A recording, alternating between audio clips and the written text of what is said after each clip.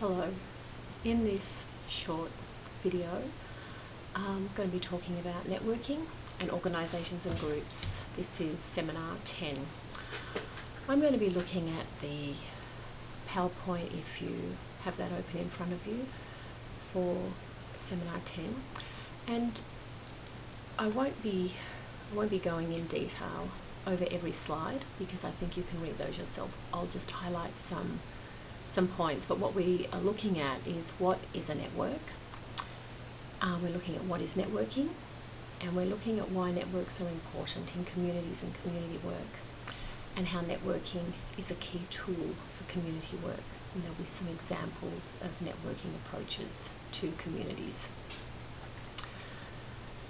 There, on slide 3, the quote there from Hardcastle and Powers is looking at what is a social network, and they describe social networks as a social arrangement of people, organisations or groups or other social units that interact and engage in exchanges to achieve their purposes. The reason that we're having this definition up front is we're looking at networks in this seminar as a structure or as a thing, as distinct from the action of networking. So there are two different ways of seeing. There are many different ways, but particularly when we talk about a social network, we're actually looking at collections and organisations, arrangements of people. But later on in this video, when I talk about networking, it's an action that community workers do. And communities and networks are made up of many connections, and there are different terms that you've heard for people talking about communities and places. You know, talk about the social fabric, people talk about social circles, or talk about webs, but there are also online networks. On slide 5, there's just an example here of some of those organisations, arrangements of people that actually call themselves networks. And you probably know of others. Darwin Asylum Seeker Support and Advocacy Network. Straight away that tells you that it's located in Darwin. It tells you what the issue is. The people who are connected to that network are concerned about issues around asylum seeker support. And it's an online network, so people could be part of it from other parts of Australia, but the name of it tells you that fundamentally it's based and operating in Darwin. However, when you look at the First Peoples Disability Network, that is not located in a particular place. It's a broader network. They're just an example of a few networks that exist. When we use the term networks, often it's used in a way that we need to be working with our networks. They're a great way of connecting with people, and these are true. However, I'm looking at slide 6 now. We need to be aware that some networks can be harmful and oppressive. Some networks alienate others. They can choose to exclude people, leave people out, and the activities of some networks is illegal and oppressive. Often these networks are really hard to find. They're not visible, hard to locate their name, their office, who they are, and these types of loose or flat, highly dispersed networks are often used in criminal or illegal activity. Some of the things that you might have heard of are things such as the Old Boys Club, bikie gang networks, pedophile rings, terrorism networks, racist networks. So there's the potential for networks, by the very nature of what they're about, to be harmful.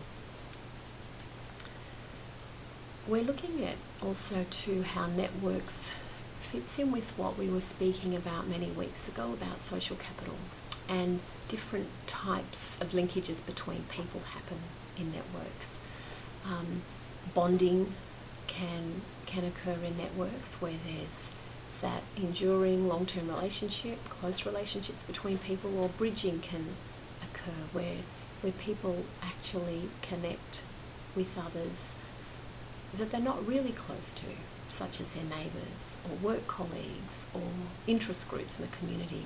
And then linking social capital can also happen when there's connections between people and organisations that's broader and outside of people's normal social circles. There are other terms that you may have come across in the reading as well around networks. So there's primary networks where the interests that people share in common are very strong, and that might include close friends and family. So there's very clear and common interests. Secondary networks may be a narrower set of interests, so a social club, a sport team, a church group. It's quite specific about why people are part of that network. It's around a common interest, but it's more of a specific common interest, such as those sports and activities. Then there's tertiary, which is more formal, interested in a specific part of your life rather than your whole life, such as a support group or a political interest group, and they're referred to as tertiary networks. Just on slide 9, the reason it's useful to have an understanding of these different levels of networks is that community work, the space that community workers work in is often about linking those secondary and tertiary networks. So self-help groups, for example, and a volunteer network can add to a service provision organisation. So for example,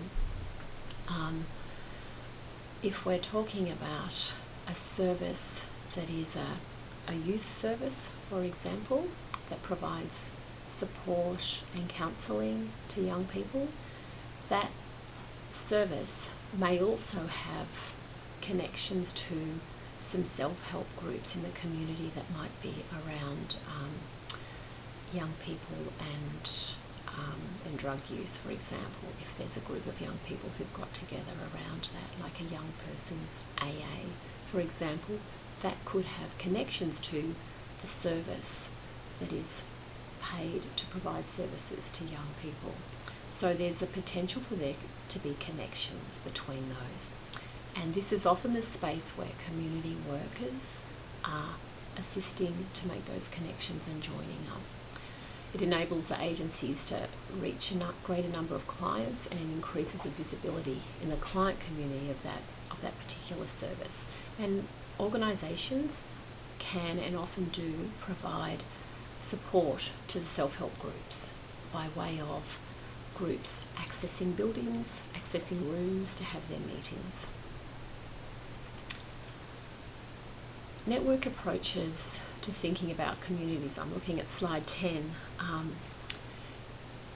When we think about communities in a different way and recognise that there are multiple layers and multiple connections between people in the community, we're looking at something that can be likened to a web or a complex layer of different connections and sub-networks or networks.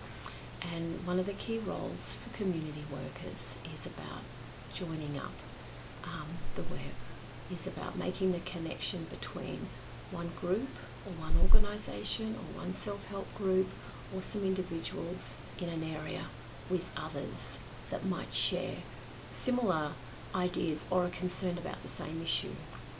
Or if they got together, they could have a greater sense of achievement or ability to address the issues they're concerned about. On slide 11, what we're looking at, we've been talking a bit about the networks and how there are existing in many places networks that are actually visible, that they're local, or they're broader spread. We're actually now going to talk about community development and networking, and why is it that networking is so intrinsically important as part of community development. And the quote from Gilchrist on slide 11 is, "Community development aims to empower disadvantaged people through collective self-organisation, identifying allies and building coalitions around a common vision involves working across a range of different experiences and perspectives to find or create consensus." Let's talk a little bit about that word coalitions, about what that means. Identifying allies and building coalitions. So allies is really like friends, supporters, those with whom you share common ideas. And building coalitions is about bringing together a group, a network, a number of people, a number of organisations that can come together around a common idea, around a common issue. And this is the space that community development workers are often working in. And if community development's fundamental aim is to empower disadvantaged people, this is going to be a key tool that community development workers use. On slide 12, I'm just looking at how networking connects with empowerment, and I think you can have a look at those quotes that empowerment is intrinsically part of how networking is done in the best sense of the word, and empowerment is about the ability to take control of our own lives and to improve them. Empowerment's not about helping, and empowerment is not about doing things for or doing things to other people. It's about supporting and facilitating a process that people can have a greater sense of control in their own lives. And it's also connected with action, and often that action brings in the need to address things not only as an individual but in a collective way with others. And often that is through social networks and social support networks. The most powerful way that people address issues is through these. On slide 13, there's a reflection activity for you to look at and just think, how would you define what networking is? What do you think it is, and how we do it, and why we do it? We're going to really look at some of those questions in a bit more detail. Now, networks are important in community development. So acknowledging that there already are existing in a place, in a town, networks, collections, organisations of people. These are some of the reasons that Gilchrist identified, that they provide robust and dispersed communication channels. They're a way to facilitate collective action, so people coming together rather than as individuals, but people coming together to work on particular issues. And they also can underpin multi-agency partnerships, so there's greater potential for this multi-agency, different organisations to get together to deal with particular issues, and it supports citizen engagement. And the learning in networks for people creates opportunities for learning, and so participation creates opportunities for learning and self-reflection. This slide 15 is a balancing act, and community development primarily is concerned always with bridging and linking. These are fundamental actions that a community development worker is undertaking every day, and looking for opportunities to make bridges and to make links. So networking as an action is about joining up. It's about creating supportive connections. It's about linking people up with resources. It's a way of finding out information. It's a way of sharing information. It can be also looking at creating new structures and creating bridges, introducing one network or an isolated network to another. I'm just going to illustrate this briefly on slide 17. just having a look at what does it mean, these different understandings of networking and what networks are. What does it mean in the day of the life of a community development worker? Just listed a few activities that a community development worker can do in one day. And this community development worker attends a school staff meeting in the morning about a youth program that she's involved in organising, and she bumps into the school counsellor who invites her to meet with some parents the following week. Then the community development worker meets with the mayor to talk about some funding for an arts project. Later on, she attends a meeting with the local tourism group and finds out that they're actually in conflict with the council, and she's asked by the tourism group to assist them to set up a joint meeting with the council. She then goes to the neighbourhood house where they're having a morning tea to welcome new people to the town, and she attends that meeting and meets Liz, who may be a new person to town, who just talks about her interest in art and history. Later on, she goes to the women's support group, and the facilitator, the person who is running that women's support group, talks to her afterwards privately about her own problems, about the family violence that is happening in her own life, and asks the community development worker, what can I do? She also calls into a new business in town to talk to them about some space inside their new business that they've offered to put up a big notice board to be used as a spot for community groups and organisations to put notices, to advertise events and that sort of thing. She calls in there to have a chat to them about that. The reason I'm mentioning these different activities that are part of a community development worker's day is how will she use or he use networking skills in that day. And hopefully you're seeing already that by attending meetings and by having some informal contacts with people, networking is fundamentally part of the work every day of a community development worker, and that she would be looking for connections and looking for ways of introducing people to each other, networks to each other, organisations to a network. She'll be interested in making connections and also being that bridging connector.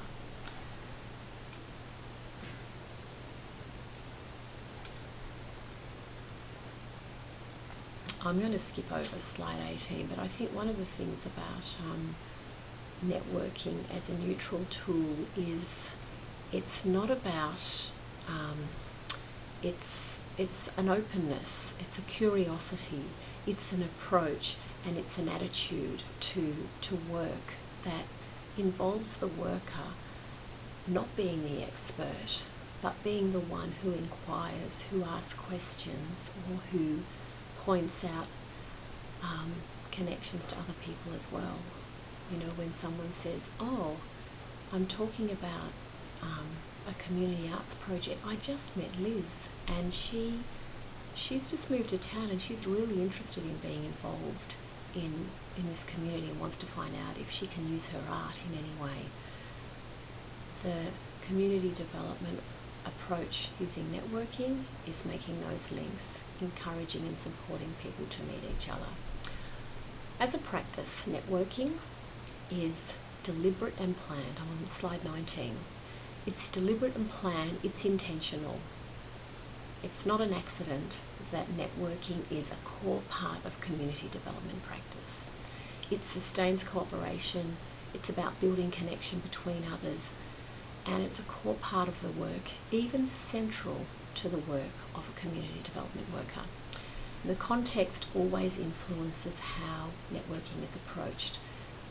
The reason we're highlighting that is that the way that one would go about networking in a remote Aboriginal community may be different to how one goes about networking in an urban neighbourhood in a big city, for example.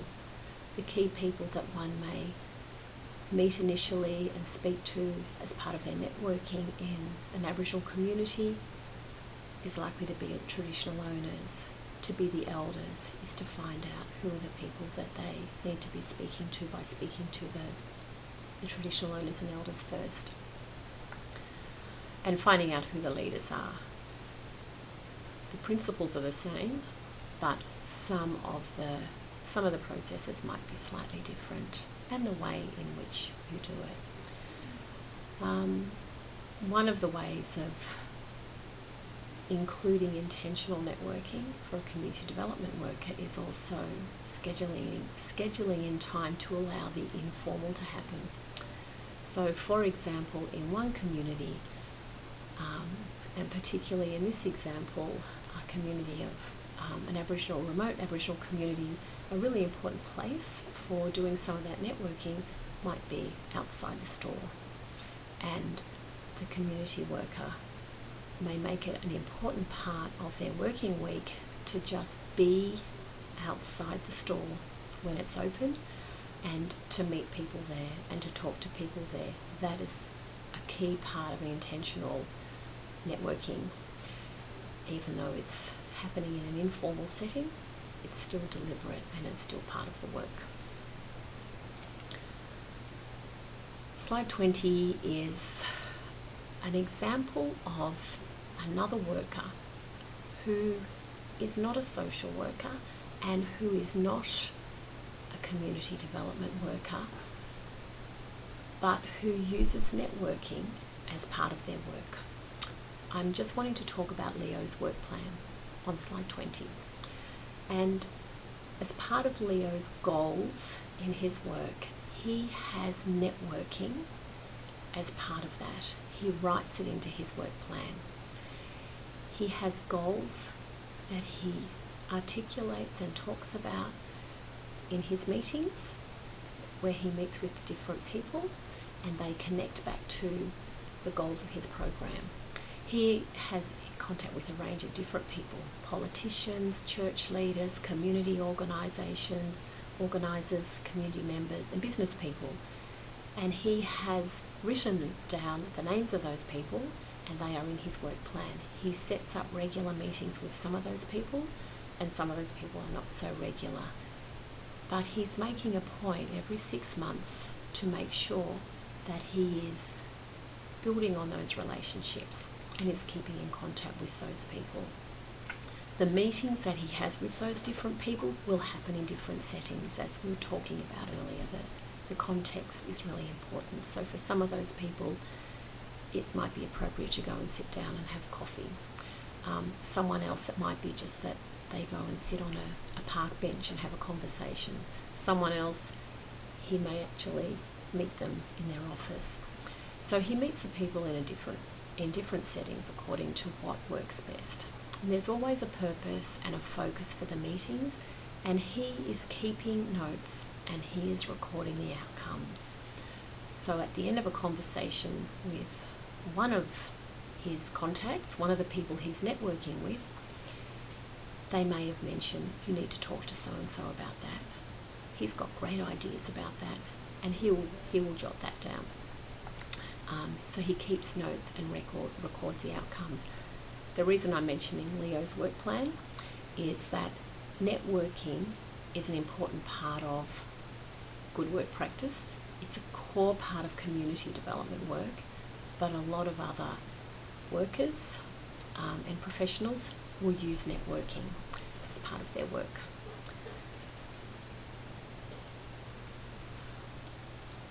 In the article by Gilchrist, that was part of the reading for this week, she refers to some research that she did.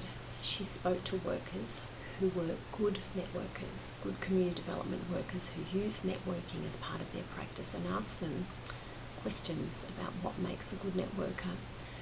What's on slide 21 is some of the things that came out of that the personality traits, so people's personality does have an impact on how well people network. And some of the key traits that seem to assist people to be good networkers are these affability, so someone being able to be warm and human and being attentive to others. Someone who has integrity, so they're aware of themselves, they're trustworthy, they're reliable. That word audacity means that they take risks and they can face challenges. And adaptability is they enjoy diversity, but they're also flexible. And tenacity is they're patient, they're persistent, they keep coming back, but they don't get too stressed. Some of these traits are seen to be really important in good networking. Okay, we're just going to have a look at meta networking, which is slide 26. And meta networking is the level of networking where we're dealing with organisations and the social landscape. We're stepping back and looking at the bigger picture. So this is looking at how networking works across agencies, through referrals, through introducing people from one organisation to another, and creating opportunities for there to be interactions and conversations at that level. And it's also about the intention of managing and monitoring the relevant networks. So building those relationships with different networks, but also working on establishing effective ways of working together.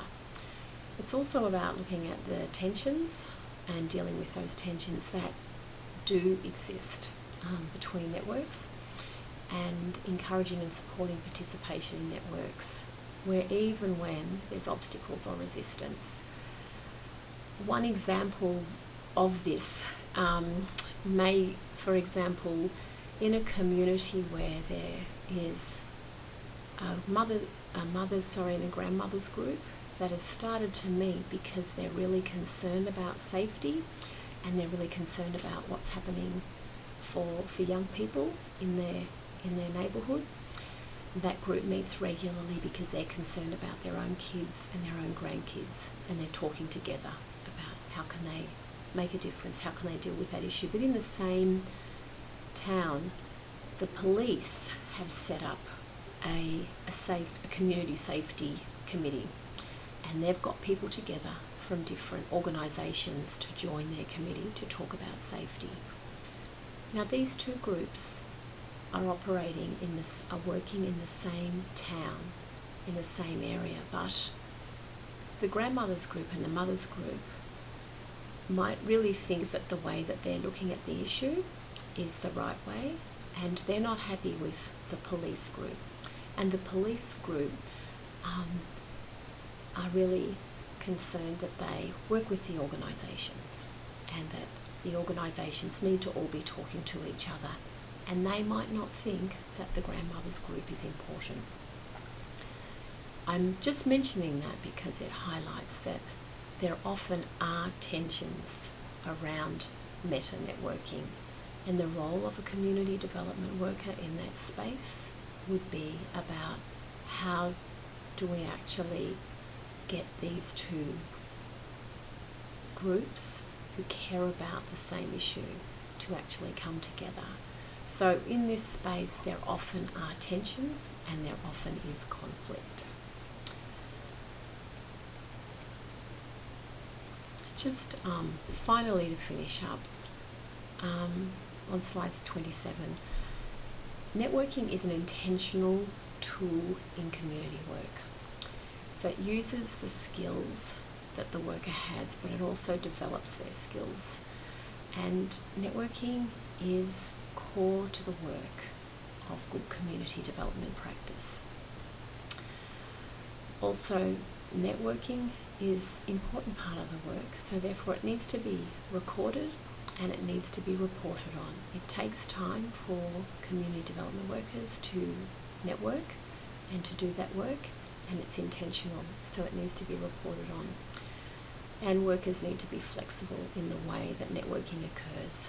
But sometimes it's the informal moment or opportunity that occurs that wasn't planned, and it's a conversation with the person who maybe you go and put petrol in your car on the way home, and it's a conversation with the person that you are paying your money at the petrol station to, that a conversation might happen, and that might be an important part of your networking that's connected to your work. Also, it acknowledges that there can be areas that are not strengths. So what I mean by that, the second last point, is that workers may actually need to work very proactively on their own skills and build up their skills in that area to use networking in an effective way. And the value of using informal and formal networking is of equal importance. That's all. Thank you.